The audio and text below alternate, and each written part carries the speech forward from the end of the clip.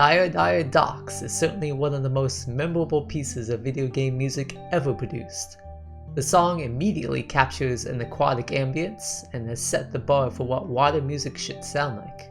Just how did Koji Kondo craft such a beautiful and impactful song? In this music design episode, we'll discover how Koji layers each texture of instrument and how he increases the rhythm over time in this great tune. Dire Dire Docks is quite distinct from the other songs on the Super Mario 64 soundtrack. It begins with just the electric keyboard before adding additional layers later on in the tune. There's a total of 4 sections, and each is repeated at least once with all the instruments in the second half of the song. The beats per minute is set at a quick 138, and the tune is in 4/4 common time. Let's take a look at the interesting selection of instruments Koji selected for this tune. We of course begin with the electric keyboard.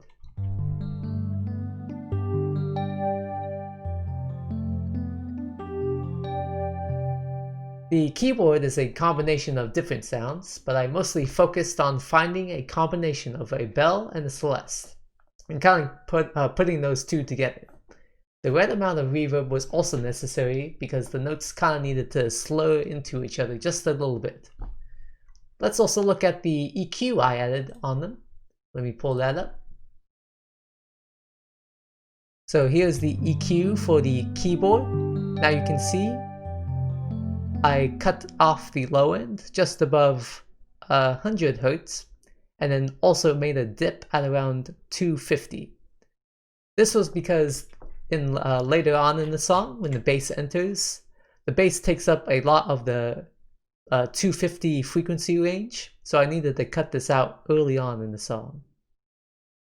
The next instrument we have is the synth strings, which are a combination of a synth pad and a real strings.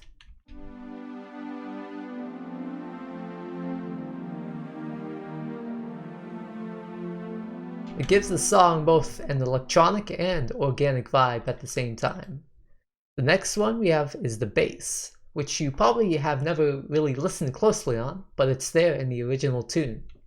It's hidden a bit back in the mix, and its sound is a very, very simple sine wave type of bass. There's also a slight phaser effect I put on. Now finally we have the drums, which mainly use analog type sounds. I mainly tried to keep the electronic nature of the drums in my recreation of the tune.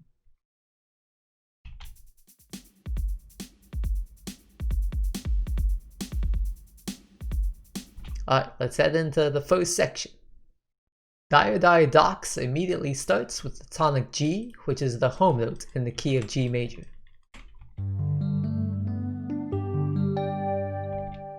However, after this opening phrase, the song modulates to F with that same exact pattern.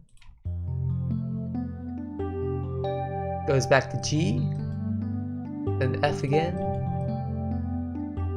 and then again to D sharp it modulates to.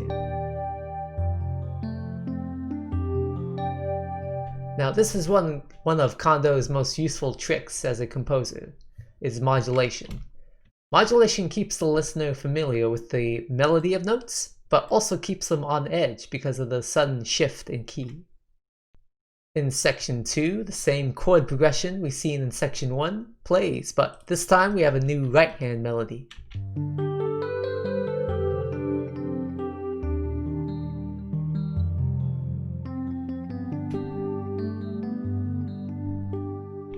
Now notice how the right-hand melody sort of follows like a G scale, 5-finger scale in the first part. It slows down with these quarter notes, then hangs on this D. Now this D is sort of like the tension note, which is then resolved later on. In the left hand, you can kind of see how the rhythm is a bit more sparse.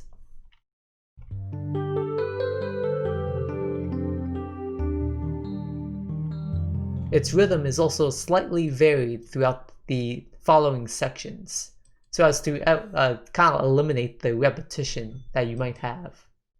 After Koji establishes that beautiful melody, he moves into somewhat of a bridge section.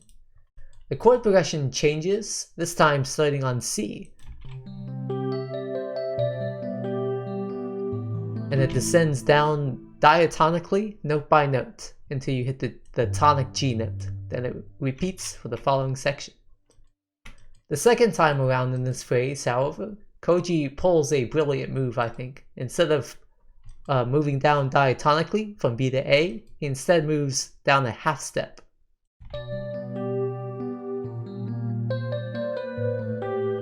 So this A sharp gives the piece some tension that is soon resolved in the next section. This is where the song turns from great to brilliant. Section 2 repeats an earlier section with the keyboard, but ever so subtly. The synth strings fade in with lush, beautiful chords.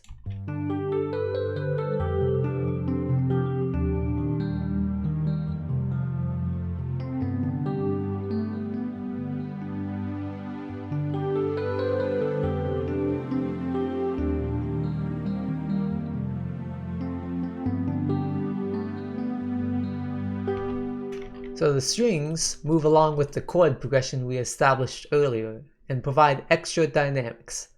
The chords themselves are very simple, just simple root chords. First in the key of G, then F, and D sharp as we established earlier. There's also a moderate amount of attack and release, so it feels more like a swell rather than straight notes. So for example, see how it swells in instead of playing instantly? Now, a great technique I learned from Koji Kondo is to individually record myself playing all the instruments. So for this tune in particular, I recorded, for the strings for example, each of these chords through my own MIDI piano. While you might not consider yourself a great pianist, the very fact of recording yourself means that you're putting your artistic expression on the piece of the music. People emotionally connect to something that is human, and adding that human touch is a vital component in songs. Now here in section 1 again, similar to the strings, both the bass and the drums slowly fade in as we progress through this section. Interestingly, they don't stop fading in until a little bit after section 2. I think this adds kind of more dynamics to the beginning of this section.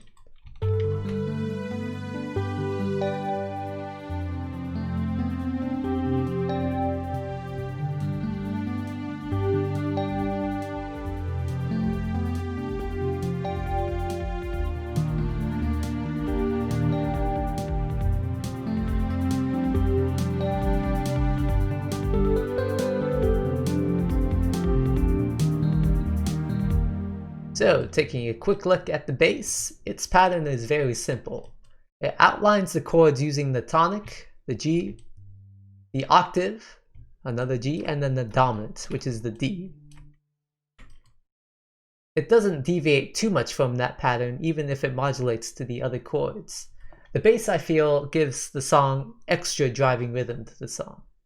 Our last instrument today is the drums. And I must say it has a very unique rhythm to it. Let me solo them here. Now, especially if I play it at a slower tempo, turn it around to 100. Just to make things simpler, all these blocks are like hi-hats mixed together, and this E, this another E, and this E, they're all the snares, and this C sharp is the kick drum.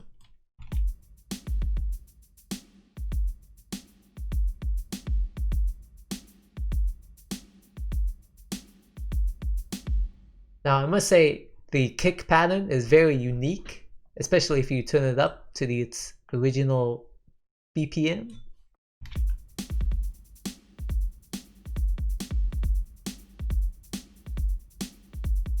And as you continue on, it repeats that same pattern, but as we get into section 3, it adds a ride cymbal to it.